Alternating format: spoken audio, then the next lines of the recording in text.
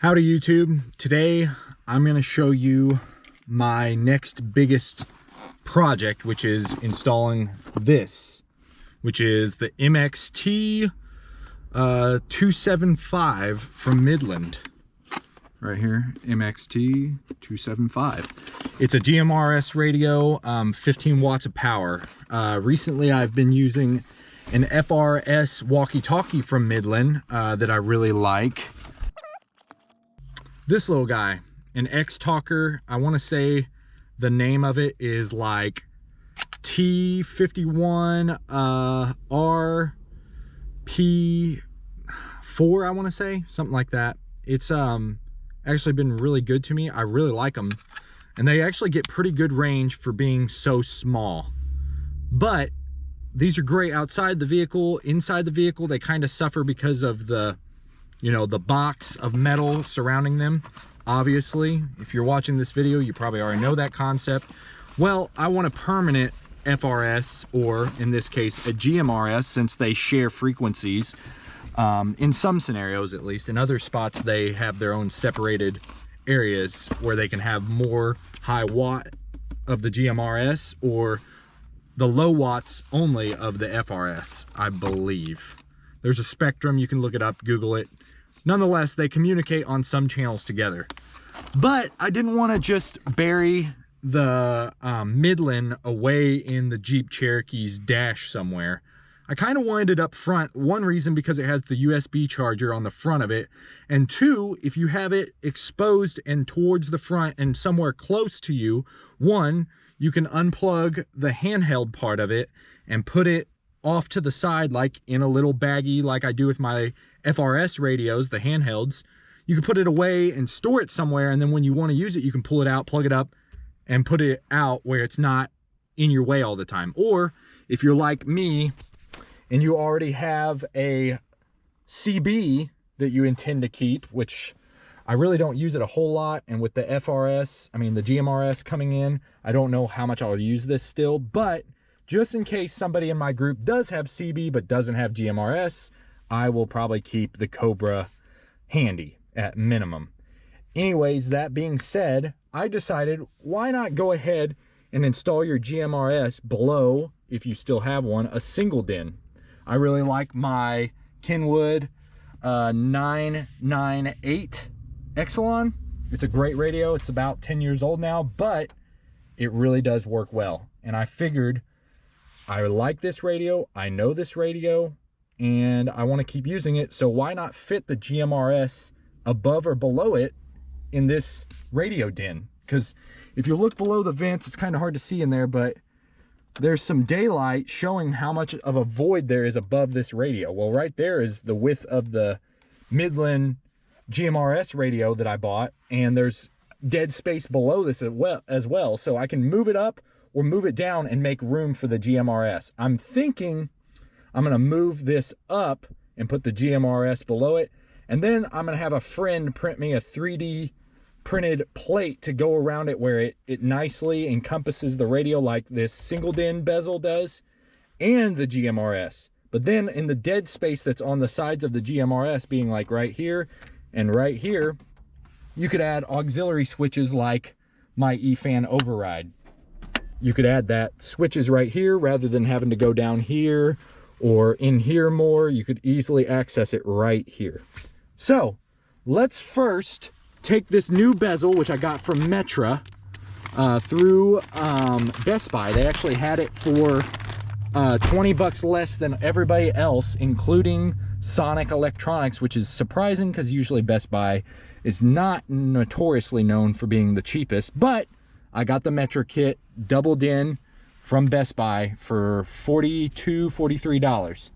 So I'm thinking, let's go ahead and pop off the original OEM bezel and see roughly what this lines up with the existing single DIN, and see how much room we kind of have to work around it.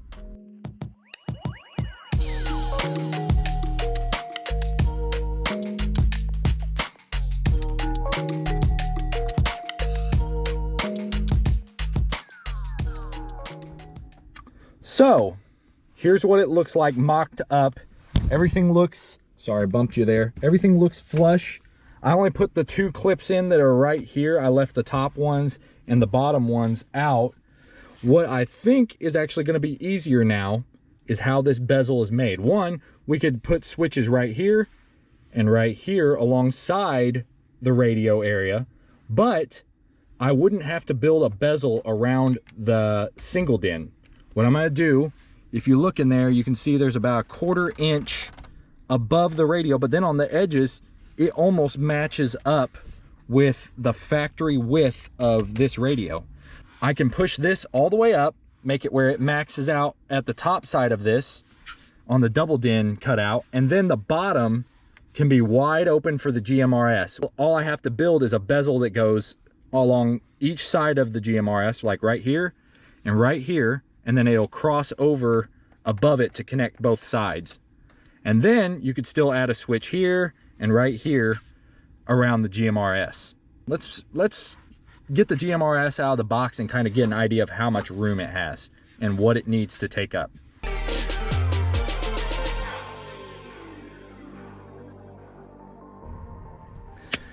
As you can see, I already got power ran up here for my GMRS. I'm gonna have to run ground and of course the antenna.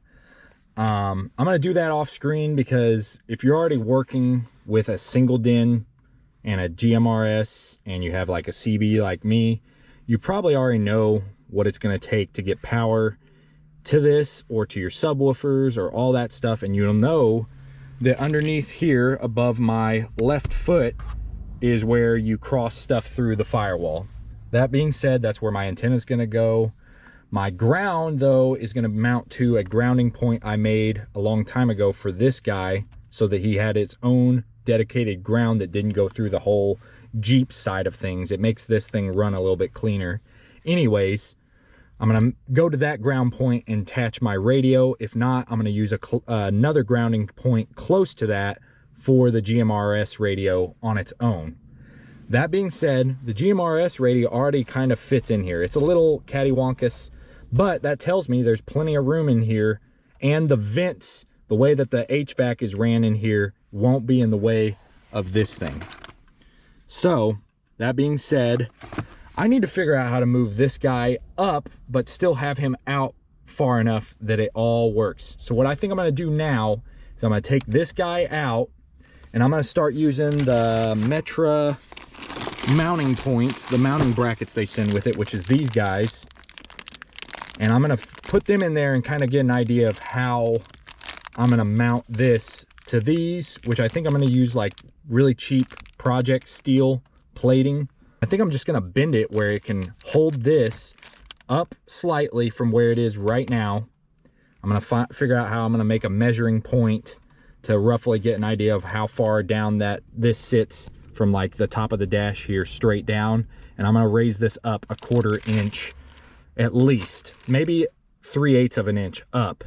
And then I want it to project out the same amount, which I can figure out how far that is by measuring this that sits flush against this red felt stuff from the factory. I can kind of figure out how far out it needs to be projecting. So I'll come back to you once I figure that part out. Might be tomorrow, might be a couple days from now, I don't know. We'll see. Hope you enjoyed it so far. Here we go.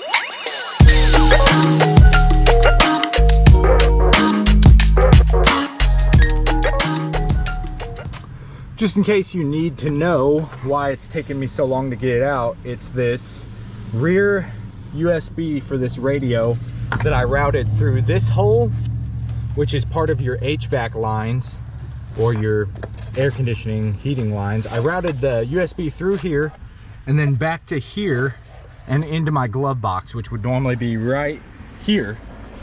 And I had it zip tied, so I basically couldn't pull it out without removing the glove box. So that being said, I got that removed now, and I think I can just pull it right out. Yep, got that out, and that should be the last thing on the radio. Now I can just slide this front bezel and tray out. So I got the radio out, and there's these screws or screw holes with threads in them that you can screw from the side into this. And I'm thinking what we're gonna have to do is we're gonna have to use them to kind of get this thing to sit high enough where it can sit where it needs to be with the GMRS below it. When I was originally recording this, I didn't understand that I could use the bolt holes on the side of the radio and the Metra kit brackets as they are with their holes and put the two together without having any custom fabrication. So let's just put these in place and see where the new brackets are gonna land in here for this guy. That way we know how big of a gap we got to bridge and all that good jazz. Let's get to it.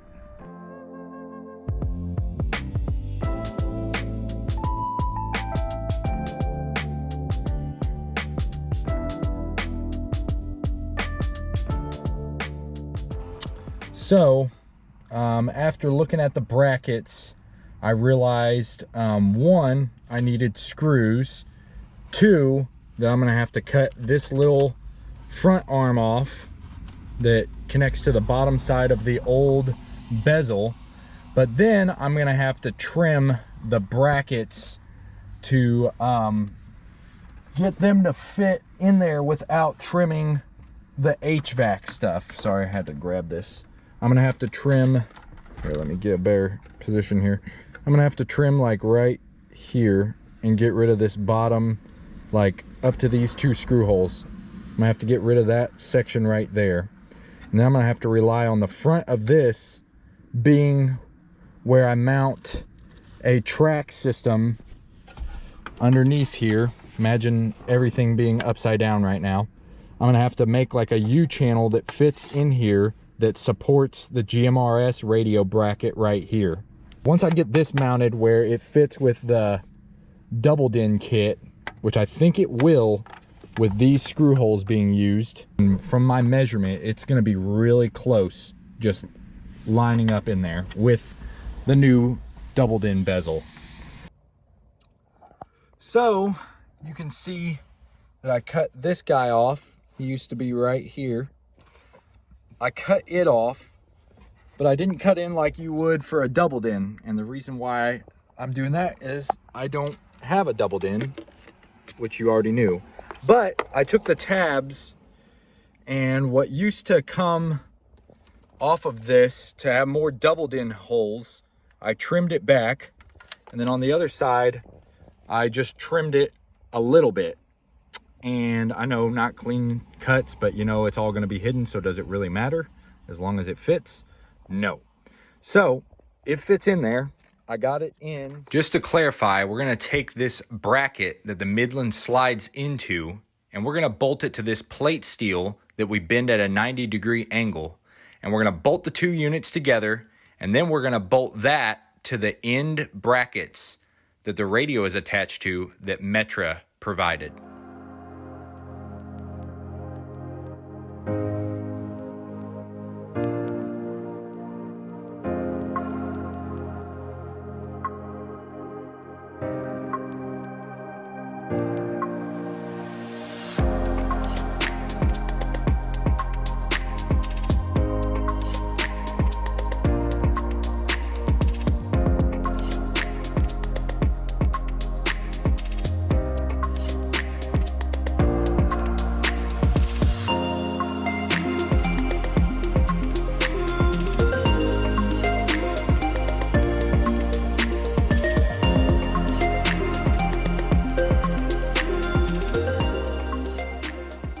Hours later. Quick note before I put this onto the radio. I used weather stripping on the top side that relaxes and keeps these screws from hitting the bottom of the Kenwood. And then I trimmed the ends a little bit just to make sure it fit without running into like the heating and air conditioning vents behind the dash. This side I cut into it a little bit more in the corner just because that side was a little bit tighter than this side. But I'm gonna bolt it to the Kenwood and the double din rails being right here. Gonna bolt it to that on both sides. And then as you can see how I bolted the radio to it using its factory screw points, you can see one unused one right there that's threaded. And it's gonna be bolted all together here in a little bit. And here is the final assembled unit with the GMRS and Kenwood together. On the next video, we're gonna reinstall this back in the dash. But I'm currently waiting on the 3D printed bezel to be made with my friend. I might even have a little bit of that in the footage. I want to thank you guys for watching this video. I know it's 16 minutes long, but I didn't want to lack any details for you guys with this build. I just want to say thank you for watching. Your friend St. Chris. Later.